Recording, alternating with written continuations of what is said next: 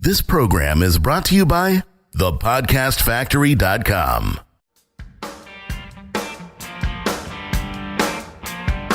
Hi, my name is Igor Kheifets, and this is the List Building Lifestyle, the only podcast which delivers cutting-edge conversion strategies from the online trenches straight to your earbuds. Download the transcript of today's episode and all future episodes at listbuildinglifestyleshow.com. I also invite you to grab a free copy of the Wealthy List Builder Survival Guide at listbuildinglifestyleshow.com/survival. And now, once again, it's time to claim your list building lifestyle.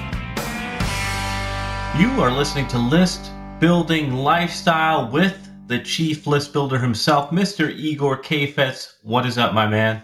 All is good, my brother. All is good in the list building kingdom. Nice. I feel like you have a sign above your door, entering the kingdom of list building. Oh yeah, it says King's Office, royal behinds only. Nice. So, Igor, what do you have in store for us today? Well, John, I got a question for you. Uh-oh. How do you feel about competition?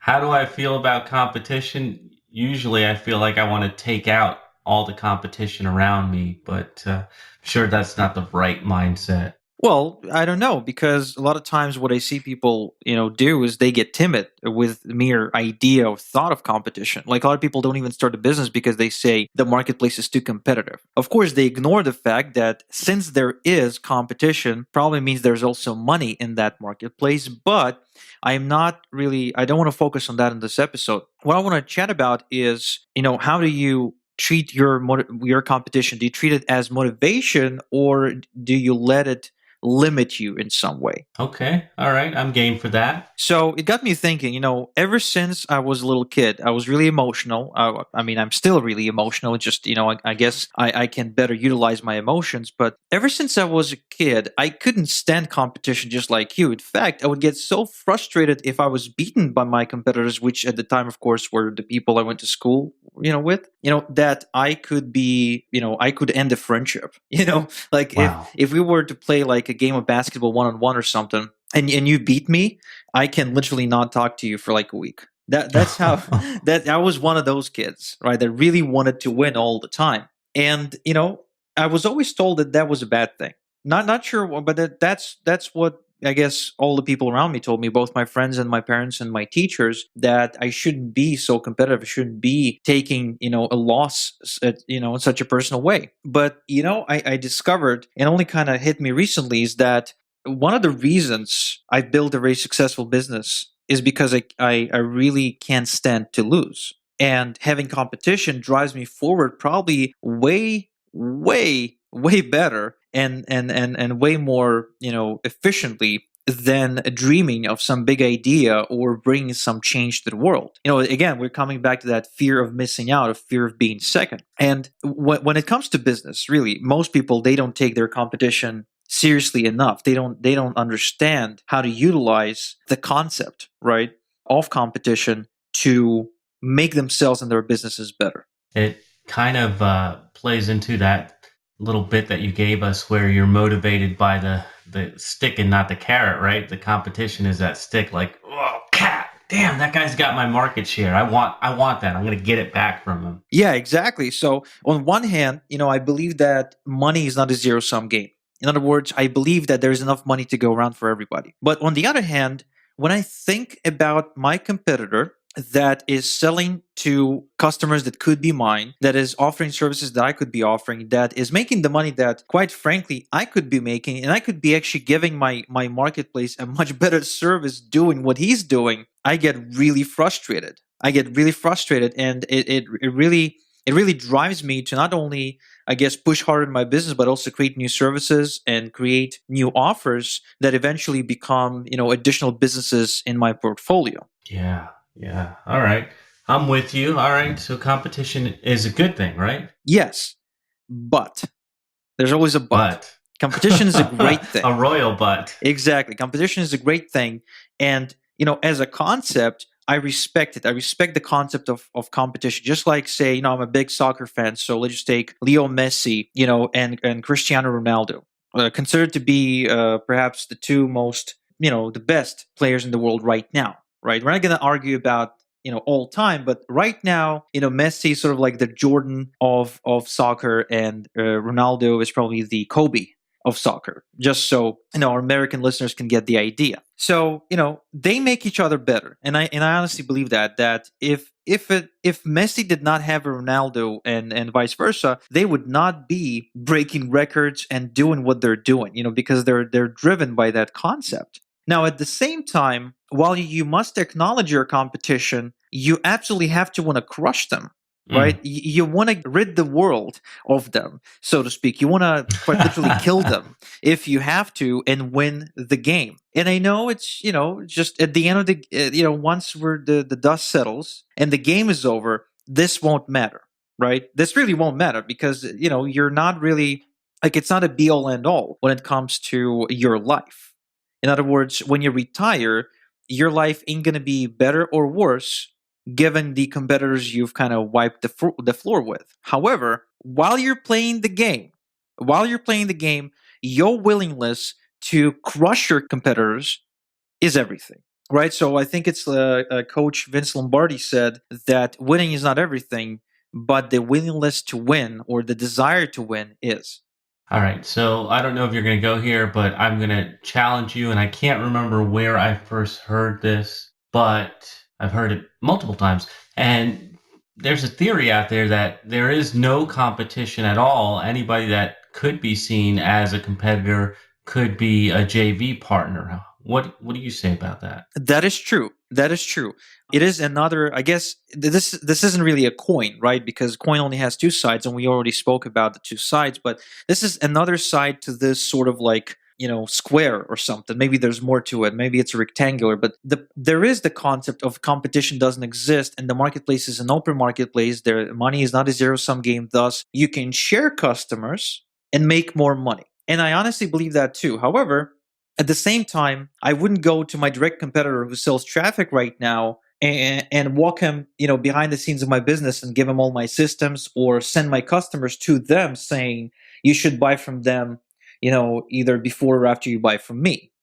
Now, the way it comes to fruition, as far as I'm concerned, is if you feel this limitation that there's still some share of the marketplace that is taken by your competitor, which you cannot reach, right? You should feel a little bit scarce. You should feel scarcity, of course, but at the end of the day, these same customers will leave your competitor at some point and come to you, or vice versa. The people who are buying from you right now, they will eventually buy from your competitor if you're offering a service that is not exclusive. For instance, if I was a lawyer, right, I wouldn't necessarily feel that way if my competitor gets all the clients. Right? They don't need another lawyer. They only need one lawyer. But if I'm selling traffic, I know that they will buy from source A, source B. They'll buy from me. They'll buy from source C and source D and so on. Like I can't, there's very few people that will only buy from one source. So in this case, yes, the customer sharing model works and the abundance model works. Same thing for information marketing, right? If I'm selling an email marketing course, then I can, assume that my customers will buy this course from me. They will go ahead and then buy another course, say from Andrew Chaperon, and then they'll sign up on Ben Settle's newsletter simply because he's also a well-respected authority in email, right? And if you release a podcasting course, Jonathan, then they'll buy your course and they'll go and they'll buy, who's the podcasting superstar these days besides you? John Lee Dumas or somebody like that, right? So they'll buy courses because they're not mutually exclusive. However, if I have my podcasting needs handled and all taken care of by you and your agency, I will not hire another podcasting agency, will I? Good point. So just like any concept, all these concepts need to be applied to your specific situation because your business may be a little bit different and rules of the game are also different. All right. So Igor, I imagine that you're not just going to leave us hanging here. You've got some ideas for us to decimate our competition. Oh, yeah, absolutely. And there's really two types of competition that you will ever encounter. It's the competition that is incompetent, that is absolutely ridiculously incompetent. In fact, they're doing all the wrong things, trying to survive this marketplace. And these competitors, they don't survive. But there's also going to be the other type of competitor that is dominating and that's doing really well. So what I want you to do, if you're just starting out, right? If you're literally just starting out, I want you to model the competitors that are doing really well. So if you're just starting out with a business opportunity, I want you to model the person with the biggest team. If you're just starting out with a podcasting service, then you should model Jonathan. If you're starting out with a traffic agency, you should model Igor. So you should find the biggest, the baddest guy, and you should get on their list. You should buy from them. You should infiltrate their system. You should try and reverse engineer everything they're doing and try to model that to the best of your abilities. Okay? And when it comes to marketing, of course, maybe deliverables are different. Maybe your idea of deliverables is going to be different. But when it comes to marketing, you definitely want to model, not copy. Okay? Don't be an asshole. Don't copy, but model, which means get inspired, understand the concept, and try to model the concept. Don't just copy word for word, because, Jonathan, you wouldn't believe how many solo-ed sellers literally swipe my shit all day long. Like, to the word. To the freaking word. They swipe everything. My websites, my emails, everything. So, guys, don't be assholes. Just model the concept. How do you see that, Igor? How do you find when they're doing that stuff and ripping you off? How do you end up running into that? Well, because I'm in the traffic business and I pay attention, to what's going on, and I research my competitors too. And whenever there's a new kid on the block, I check them out as well, just to make sure, that I know what's going on. And believe it or not, I've found websites that are literally word for word, okay, copying me, and I had to use my lawyer, which is I use Jason Rosenblum from JHR Legal. I think his website is .com. Great lawyer for online marketers in case you're looking for one, to basically email them and say, look, if you're not taking this website down, I'm suing you. Wow. Right? And this is serious. Now, the most incredible, I guess, case of fraud and stealing of intellectual property was when I found somebody using my proof. Can you believe that? They took my testimonials, my proof screenshots, and used them on their website. No kidding. Yeah, what a low-class move that is. That is ridiculous. Yeah, now the beautiful part about this whole thing, of course, is that because they copy word for word and they don't understand the concepts, they don't survive. These, copycats simply don't survive. And that's, of course, the good part. But, of course, a part of me, I'm pissed off when I see stuff like that. I'm naturally pissed off because I put a lot of work into my business, and seeing that, work stolen just like that is just, it's bad. It's like, have you seen the Steve Jobs movie when, he was designing the interface for the Mac, with the mouse and, like the one we're looking at right now, the visual interface rather than code.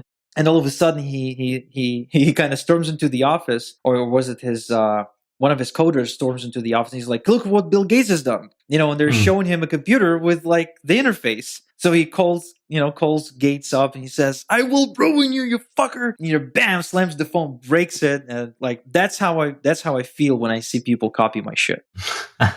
Watch out.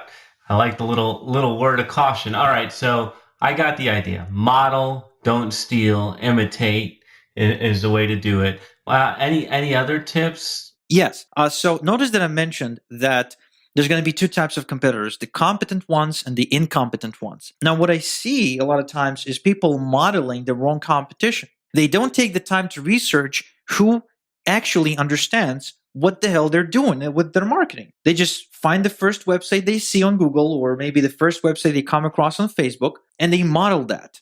And they think that's enough. They think that just by copying that website, that's enough. But no, it's not enough. Just like when you write copy, before you write a single word, you want to research every potential competitor that you got, going against, and you need to find out which one of these guys actually sells. Because I assure you, 80% of your competitors are not making money.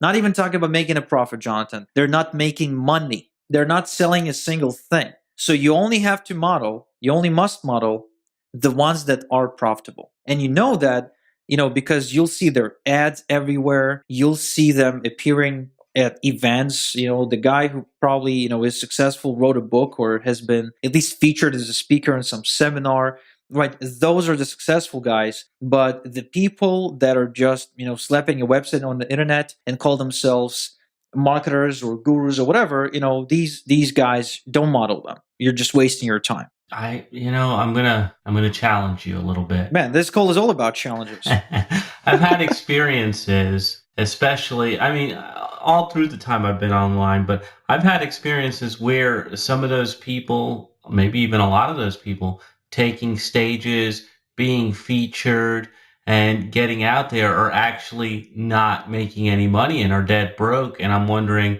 how you sort who's who then, if that's the criteria you gave us. Oh wow, that is a challenge. And to be honest with you, most of the time when people get featured and when they speak and when they get interviewed and invited, to share their valuable opinion, and they got lots of different content and services on the internet, usually they are at least making a living, doing this thing. But if that's the case, and you sort of just researching somebody who appears to be successful and they're doing such a great job of just appearing successful but not really making any money, then man, well, for you, hopefully you'll be able to identify who's who, because I have no idea how you identify in any other way who's making money, who's not, unless you get to take a look at their back office. Yeah, we saw it a lot in real estate where people would actually fly themselves out to locations, go to speak, and then wouldn't have a freaking business on the back end. And dude, I see it all the time now. I mean, I've turned down people who've come to me to do work because I start asking them the questions and figure out this person does not have a business. And so yeah, it's kind of difficult unless they open up to you or unless you know people. Maybe by referral, right? Would that be even better? Referral, perhaps? Oh yeah, absolutely. If you kind of ask around, who's the best at this or who's the best at that, and what should you do if you have this problem and this name keeps popping up everywhere, then yeah, absolutely. Like if you start asking, around about email marketing, then you can bet that either Ben's name or Andre's name is going to pop up, right? It's almost like guaranteed that Ben or Andre will pop up. Sure, both have different schools of email marketing, but both are successful at what they do. And if their name keeps popping up all the time, then they're good. I had someone reach out to me on Friday, and this lady, she's an executive assistant to an owner of a business opportunity, and she reached out to me. And when we got on the phone, I asked her, "So how did you find me? Why did you reach out to me?" And she said, "Well, I started asking around. We needed traffic, like good quality premium traffic. And I started asking around, and everywhere I would turn, your name kept popping up. So I figured then I'd reach out to you." And that's how it happened, because she's been told that I'm the best. And of course, that's a great position to be in, right? When other people are saying that you are good and not you yourself trying to hype the shit, out of your business. That's what old Ben Settle says. If you got to say it, you ain't it. Exactly.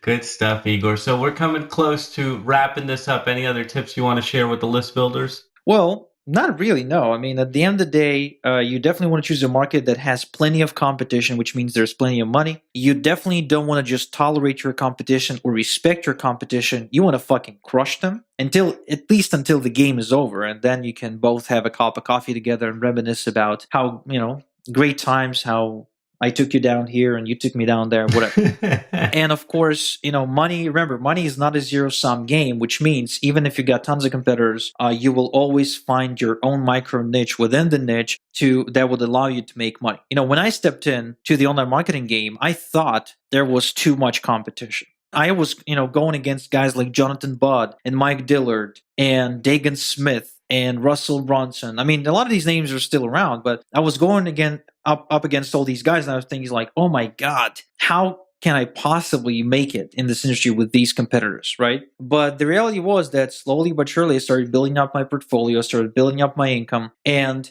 even though today I don't consider myself to be anywhere near close, say Russell Brunson, right? Who I consider to be way more successful than I am, yet look at me, right? The business we've built and the reach we've got is tremendous. And now there's somebody stepping into this industry today or yesterday or last month looking at me saying, oh my God, how can I make money if there's guys like Igor, making all the money? So it's always the same pattern. No matter if you're listening to this podcast and trying to get into the business today, or you're going to listen to this podcast a year from now, and trying to get into the business and considering to sign up for a business opportunity, you're always going to feel like there's too much competition. But remember, that's an illusion. That's a mirage. The reality is, if there's a lot of competition, there's a lot of money to be made.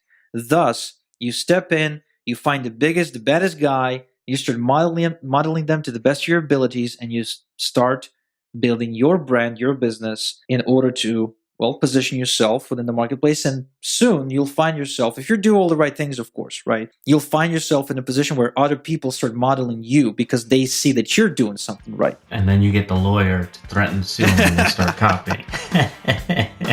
All right, so that is a wrap for another List Building Lifestyle show. Thank you, Igor. Thank you, List Builders, for tuning in. We'll be back in your earbuds next time. Thank you for listening to the List Building Lifestyle. Make sure to subscribe on iTunes or Google Play to never miss an episode. Because who knows, just one conversion tactic we share on the show might double your list and double your business. Download the transcript of today's episode and all future episodes at listbuildinglifestyleshow.com. And don't forget to claim your complimentary copy of the Wealthy List Builder Survival Guide at listbuildinglifestyleshow.com/survival. This is Igor Kheifets, and until next time we talk, have a good one.